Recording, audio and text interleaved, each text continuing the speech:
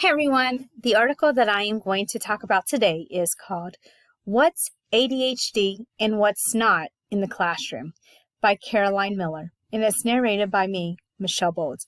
I think it is really important that we understand what ADHD is in the classroom and what it is not, because sometimes there is often misconceptions of what it can look like.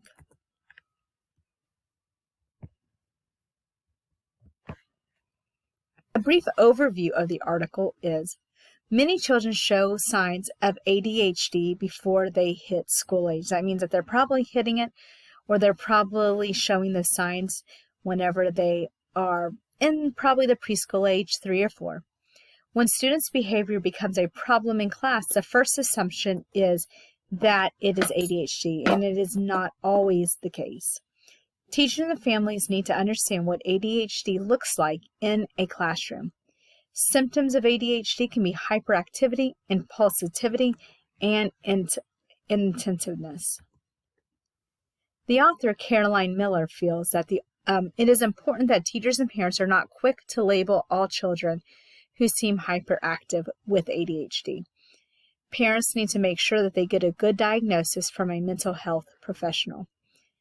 She also feels that it's important to compare behaviors with other children their age. Is this a typical behavior for children that age to act?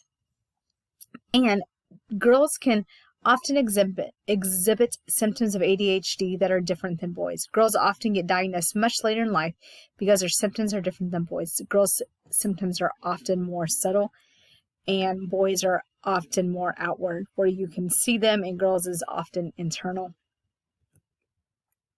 My reaction is I feel that ADHD is often diagnosed too quickly. I think parents sometimes use it, or teachers also sometimes use it as a quick fix to say, oh, they're active, they must have ADHD, and that's not always the case. I don't always feel that medication is the answer. I believe that there are pros and cons to medication. Sometimes medication can do great wonders. I've seen that happen in children, and I've also seen medication be very detrimental to children. It's almost like if they're too medicated, they lose their sense of joy, their sense of happiness, and they often become like catatonic. So I sometimes feel that medication should be limited, but I also do feel that there are some good medication can do some great things for some children.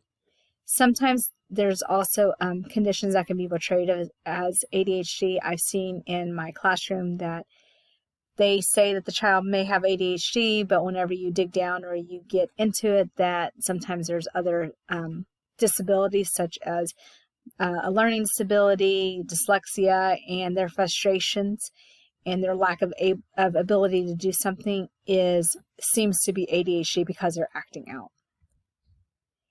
In my classroom, I like to use flexible seating. It looks a little different this year because of COVID and not being able to share things, but I like to have these little discs that are rubbery and they have air inside of them and they can sit on them and it kind of allows them to move and wiggle a little bit. Also, rubber bands on the bottom of the chairs where they can kind of bounce up and down.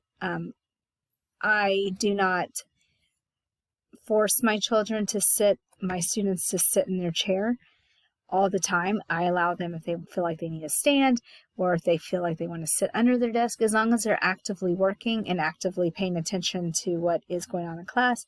I kind of allow them to have a little bit of freedom for them to work, which best suits them. And I've seen that dramatically decrease problem behaviors in children, especially with this ADHD, because it kind of gives them a little bit of time to move around and not be so just stuck in their seats.